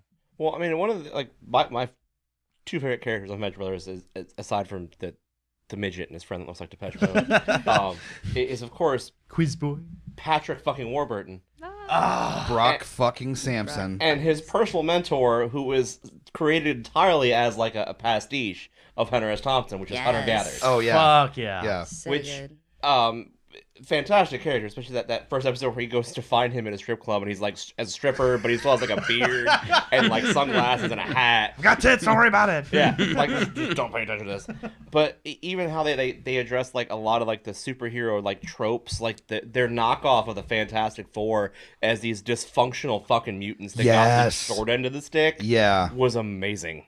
Oh goddamn, the fucking Human Torch when literally he's screaming in pain because he's on fire. I was like, that's goddamn genius. Yeah. Like, I was really excited that they take the world of like comic books and supervillains and superheroes and you see them through like rose-colored glasses when you read them, and they take it and apply it to the real world. Something that really tripped out Hunter was when they were in like this little speed ship and Professor Incredible was like trying to talk to him, and Rusty Venture was like, "What? I can't hear you. This ship's really fucking loud." Yeah, because they take simple things like that and.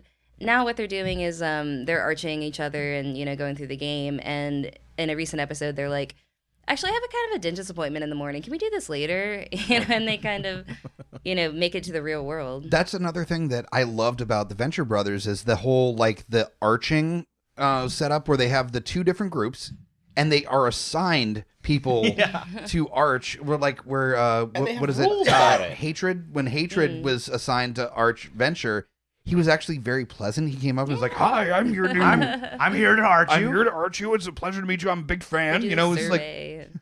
they were very nice. And but then it came out later that he was a registered sex offender. Yeah, he diddled kids. Yeah, and he diddled kids. Yeah. The alcoholic sex offender. There you go. Yeah, it's one of those where There's it's so just, many rules about it. this show takes so many weird turns, but it puts it together in such a way that it still kind of feels real. Not in the storyline, because the storyline is bonkers, but just like the characters feel real. You know, they feel 3-dimensional. Absolutely. All the characters have very like real problems. Like I was saying, PTSD or drug addiction, or they have actual flaws that they're trying to adapt. To Like this invisible world, limbs, and like you know? invisible limbs, Yeah. and adapt into this world. So 2 of my favorite episodes of Venture Brothers, and I don't know the episode names because I also watch this You will. sometimes when I'm half asleep or high or drunk. But one was an earlier episode, was the episode with Major Tom, where he came back and it was a ghost and it was all retarded and weird, just because of so many like weird David Bowie references throughout. And there's like, we're gonna make this one super fucking obvious. And then the other one was, and I think this was a newer one because I stumbled on it like a couple months ago. I was watching TV and it was on, and I was like, "Oh, Venture Brothers, sweet." It was more they found the fallout shelter underneath the Venture compound, Yes. Yeah. and there was like a society of mutants under there, Including the fucking fire starter. but that even turns the whole. And they spent a bunch of time making jokes about the superhero comic books, but now everything's gone into like apocalypse porn, and we all talk about like fucking bunkers and end of the world, and like they tried to do this in the atomic age and just forgot about like these fuckers down there. It's like for a 50 years. Venture Brothers Morlocks kind of. One of my favorite is a Scooby-Doo episode where they take the obvious Ooh, hero yeah. of Scooby-Doo. And like Velma is Remember this that one. crazy feminist, and like Daphne's being kidnapped by this insane what's his name, and like it's just hilarious. And like Scooby's like talking to Shaggy, and it's just this like fucked up filter that they like put this through and like turn this in with the Venture Brothers, and it's gold. It is gold. I think the Venture Brothers is actually the perfect example of why Adult Swim has been so popular for so long, is that it takes some of the things that we love and some of the things that we hate, and it puts it in a blender, and it puts it out in this weird, obscure satire of itself. And they play it serious, but it's obviously just totally a joke. And like Rick and Morty with Back to the Future, and Venture Brothers with the superhero thing, where it's kind of best example I could put it is the comic The Boys. Was it Garth Ennis? Yeah, I Garth think Ennis, Garth yep. Ennis that did that. Where it was totally just a satire, this really dark, like depraved satire of the superhero genre. Venture Brothers kind of plays into that a little bit, just like Rick and Morty does with sci-fi. And that's our generation now, is that we are so inundated with so much pop culture on a regular basis that to have a show that is kind of part of that, but also being like wink wink with us at the same time is appreciated. That's why Deadpool did so well. Yeah. Is because it does the same thing. It just turns a magnifying glass back upon itself. Another one that was similar to that, and Garth Ennis and one of his contemporaries at the same time that's had some fame was Warren Ellis did Next Wave Agents of Hate, where it had Captain, and every time he read it, he was bleeded out. He's like, yeah, one time I told Captain America my name, and he punched me right in the fucking face. Yeah. I have a little side story. So Venture Brothers is a great show. Really, it means a lot to me. And I was dating someone at the time, and she was in the Navy. She was overseas, and her and I were just obsessed with the show. So she was stationed with a 14-hour time difference, across, the world from me. And we would have movie dates. So at 6 o'clock in the morning for her and like 8 o'clock in the evening for us, we would both watch the same episode at the same time. And that was our way of like, staying together and Sure. dating like Yeah, during yeah. overseas. And it was a really emotional experience like for me and her at the time. And point being, like this really great show was able to bring us together when we were like literally like a world apart. And it's just impact like that as this show has given to me, and I know other people. And this will kind of break your heart, but I actually got 21 and 24 action figures that we opened the package. Oh. There's rules against that. Oh. I was 21 at the time. And she was 24 at the time, so she took 21 overseas, and I kept 24, and like that was our way of like, you know, connecting and like saying, you know, That's not right. Speaking of, let's talk about the real arch of Dr. Venture, the Monarch, and all of his. Everyone knows the real arch is actually Dr. Girlfriend. Jackie Onassis. Maybe she has a wiener.Maybe she doesn't. That whole the weird choice of like Jackie Onassis with like the super tateful with like a voice. trucker Brilliant. voice. Yeah, brilliant. It Do you was smoke cigarettes or do you eat them? Yeah, like Yes. it was such a brilliant just that people would be like, how you doing? And then like, hi, how you doing? Like, oh fuck, like just. The first 2 seasons, I thought she was a dude. But that's the thing is they played with it, but they also just never really answered it, and it didn't really matter. Like going into later parts of the story, that's kind of the beauty of it is that there's this weird like choices for characters, but there doesn't need to be a payoff some of the time, and sometimes there is, but not always. And Monarch, the backstory with him, where he's this broken man. He's so broken. He's so broken, and he's trying so hard to like arch the fuck out of Dr. Venture, because of past. Was it college? Was it a college thing? They're all connected with college. That's awesome. Yeah. That tripped me out. Like in the second season when they all introduced that they all went to this like crazy supervillain college together. Yeah. And you realize like how intricate everyone is and how everyone's been together. And you think about it now, like they're in their teens and 20s, you know, doing this bullshit, and now they're 40. They're in their 40s now. Yeah. And they've all known each other for so long, playing this game over and over and over again. And just seeing like how it's become so mundane in their lives at this point. I appreciated with the last season that, you know, they actually showed where the Monarch's dad was, you know, an actual superhero or vigilante, and him being conflicted with that, and then exposing that to kind of get where he needed by taking out everybody that was supposed to be assigned to Arch Venture by playing a hero in a way just to kill motherfuckers left and right to get where he needed to go. So that was an interesting kind of twist they had on this last season. All right. We're not too far from the end of this episode. So before we go, there's 2 things that I want to cover. First up is lesser known Adult Swim shows that people maybe missed because it was only available for a minute or for a season or just didn't get enough seasons. You know, the stuff the hidden gems of Adult Swim over the years, because it's been around for, like 20 years at this point, I think. Yeah, we're like at 15, 20 now. 15, 20. Yeah. It's old enough to get fucked. Yeah, so, Adult Swim can get fucked. Yeah. We're in the middle of that range. That's still 18. We're like the same age. He's like, wait, what? So at this point, there's definitely been shows that you fell in love with and then were canceled well before its time. So what are some of those for you guys? I got 3 favorites. Okay. First off is, and I just feel like it was so underappreciated, was Stroker and Hoop. Stroker and Hoop, yeah, that was fun. Because it was such a send-up of like the 80s buddy cop show, and like there was this weird redneck kind of nerdy piece of shit AMC Gremlin version of Kit. Yep. And then the next one would be, of course, Frisky Dingo. Frisky Dingo. Frisky Dingo, it's pre-Archer. It's Archer before Archer was Archer. Which actually, that brings up a good point. One of our friends of the show, Eric Schmiel, called in to the hotline. Let me play his question for us. Hey, this is Eric Schmiel calling into the Dewey podcast. What's up with Archer not being an Adult Swim? Like an Adult Swim show? What's up with that? I don't know. So I listened to it a couple times so I could hear what he was actually saying. What he's saying is that, what's the deal with Archer not being an Adult Swim show? It kind of feels like an Adult Swim show, so what's up with that? And there's very good reason. Well, I'm just saying that shows how progressive Adult Swim is that it's on another channel. Like that's how it's passing the torch. Is that you don't But it's have the same to be guys. Yeah, it's Adam Reed and. But I'm just saying that's another channel. That's another station giving what usually was it's got to be on Adult Swim, going to another station and giving it a chance. And how many seasons now do we have of Archer? Because it's been on on a whole other channel. So and my last one on that, and I know this was one that was overlooked a lot, and it only got 1 season, Minora Team.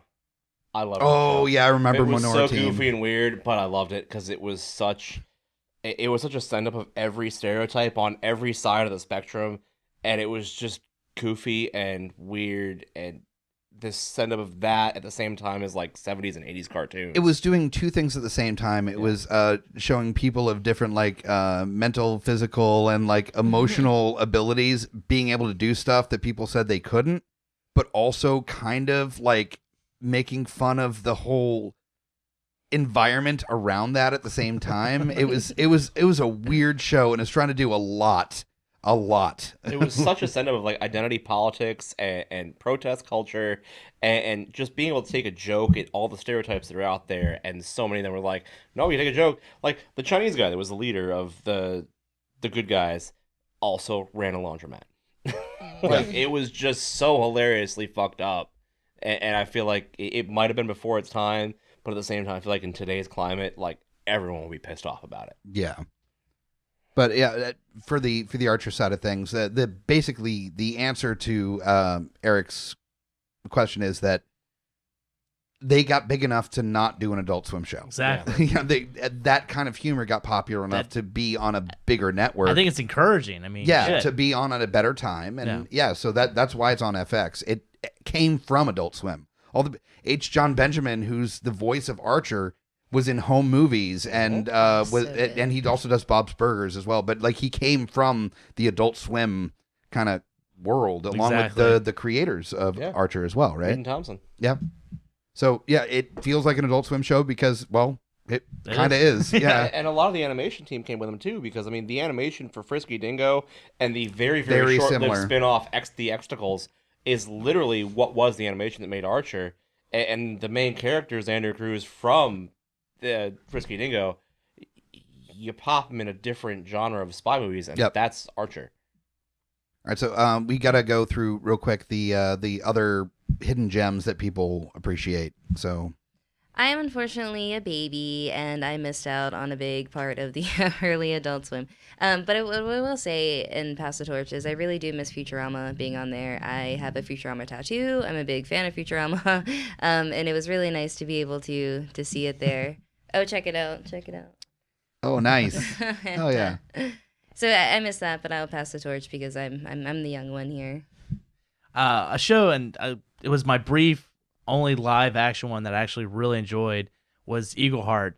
And it had, I think, maybe 2 seasons to it, but some of the stuff they had set up reminded me a lot of, I'm a huge fan of Mr. Show, and some of the stuff that they had set up in there almost seemed like it was coming out of sketches from Mr. Show. Sure, yeah. So just between the Sky Crime, and there's another one where he rehabilitates a drug lord just so he can shoot him in the head once he's understands enough where he is.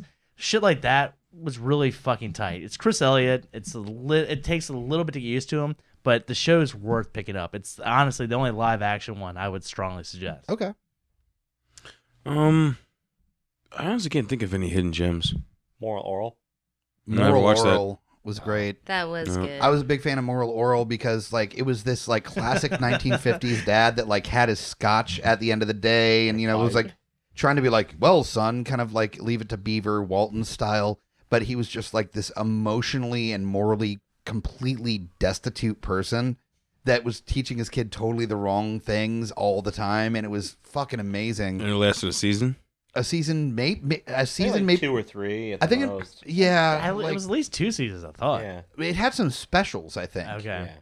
Another one that I really appreciated was Lucy, Daughter of the Devil. Yes. Do you guys remember that? Yes. That was absolutely fantastic. It was the animation about, Daughter of the Devil, and just like the ins and outs of her having to deal with the fact that her dad was Satan was absolutely great. There was also, this was not an Adult Swim original, but it came over on Adult Swim, it was a British show that they're like, I drink Bailey's out of a shoe. Old Greg. Mighty Boosh. Mighty Boosh. Oh God. If you guys, Got a mangina. Mighty Boosh. I know that it's not an Adult Swim original, but it came over to the States via Adult Swim. And the Mighty Boosh, if you have not seen this show, it honestly reminds me a little bit of like a weird, like acid trip Young Ones kind of feel to it. It reminds me of like a more drug-addled version of Monty Python, because it's like bizarrely fucked up, but it also is very dry styled like Monty Python. Did we bring up Super Jail?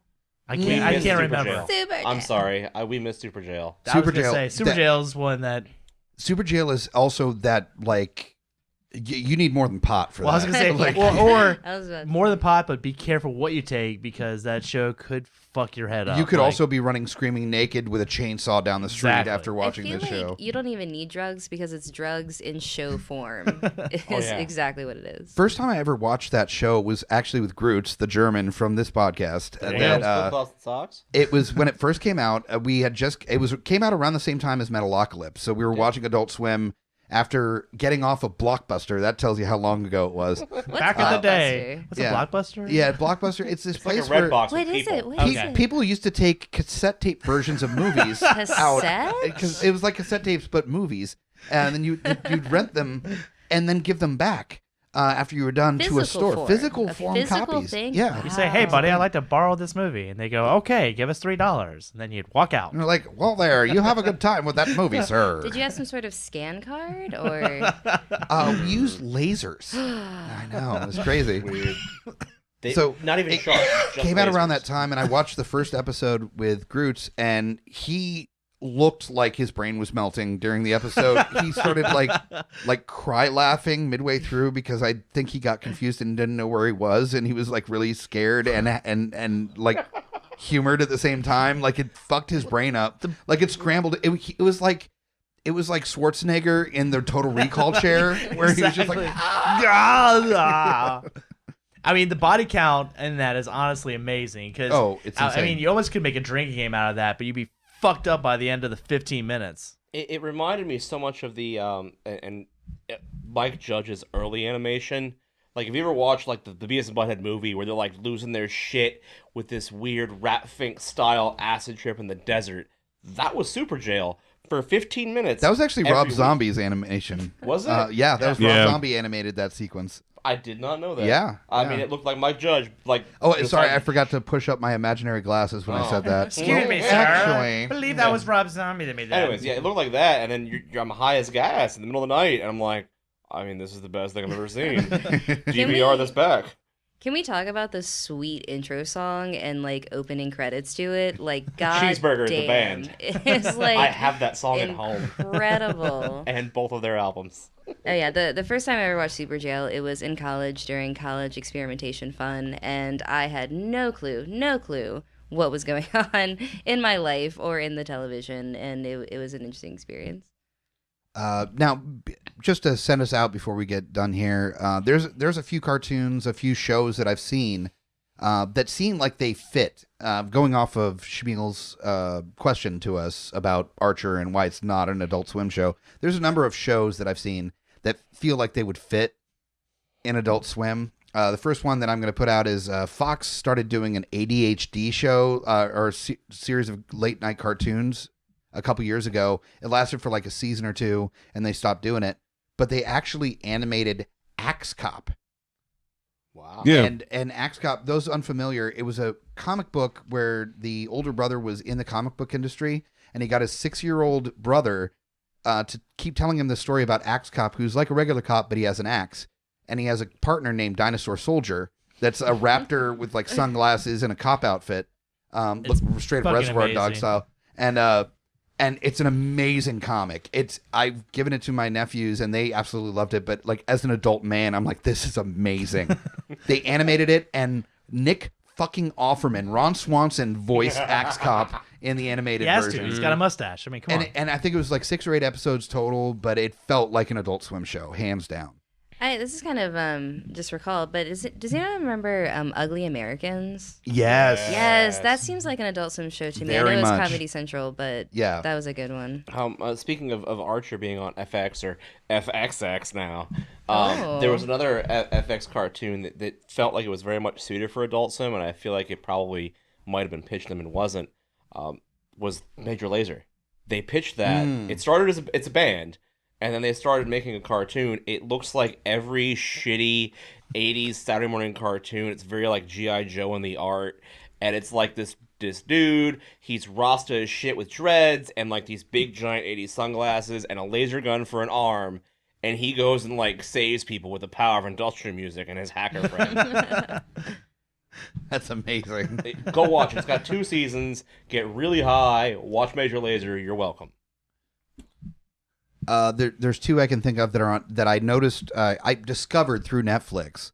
The first one is a live action that is totally in realm of all the live action Adult Swim, which is Danger 5. If you have not seen Danger 5, it's an Australian show, and it's basically chasing Hitler, like an international cartel of spies that are going after Hitler. And the end of every episode, Hitler jumps out a window and escapes. And it's fucking like ballistic insane. If you like Turbo Kid or like Wolf Cop or any of those, like, or Kung Fury, Or any Batman. of those high, like just high crazy type of shows, then it's definitely up your alley. The other one is Pacific Heat, which is kind of like The Archer for Australia. Beasley. Hi, puppy dog. I'm sorry. We you having your Kevin Smith moment right We now? just got insulted by a dog. we got a dog Assaulted. assaulting us. Shaggy! Yeah. So Shaggy! Beasley, come over here. All right, well, that's probably the best time for us to finish the episode is when Surprise. Puppy. so, Please. it's okay. It's okay. Beasley just wanted to talk about Danger 5 with us. It's Beasley's birthday. F is for Family About could what? also be an Adult Swim cartoon. I was literally about to say that with Netflix. The other show? The other show, like by the guys from Danger 5, the doctor one. Oh, no, Doctor. Oh, God, what is the name of that? I can't remember the name of it. There's a show similar to, by the same people that did Danger 5 called Doctor Somethings. It's a, oh, God, that's going to bother me. I will put it in the comments of this episode when it comes out. Ron brought up real quick, but I mean, some of the animated shows on Netflix are very Adult Swim. BoJack. Yeah, BoJack, BoJack. F is Yes, for Family. F is for Family is fucking awesome. Yeah, I but a love that lot of show. those could It's be like Life with My Grandfather. very intertwined into the Adult Oh, Swim. another one, Brickleberry from Comedy Central feels like a show that would have been canceled after one season on Adult Swim. Yeah. So, Oh. What's Yeah. the other one Feels where like like? that one season Where's the show. other one where it's like they're on the Borderland? Oh, yeah. Yeah.